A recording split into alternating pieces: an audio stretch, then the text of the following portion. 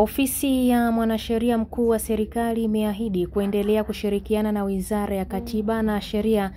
katika kutimiza kikamilifu kampeni ya msaada wa kisheria ya Mama Samia kwa kuhakikisha kuwa inashughulikia na kutatua kwa haraka changamoto mbalimbali za kisheria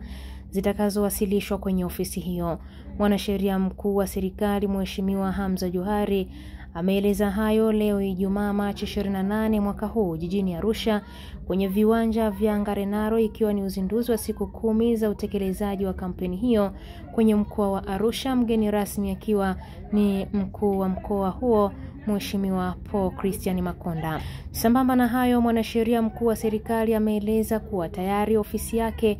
imepokea malalamiko ya wananchi waliopisha ujenzi wa barabara ya Mianzini ya Rumeru, akieleza kuwa ofisi yake inaendelea kuwasiliana na halmashauri husika katika kuhakikisha kuwa ufumbuzi wa changamoto hiyo inapatikana kwa wakati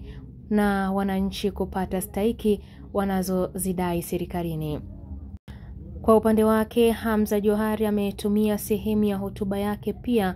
kualika wananchi wa Arusha kujitokeza kwa wingi kuwasilisha malalamiko yao ya kisheria,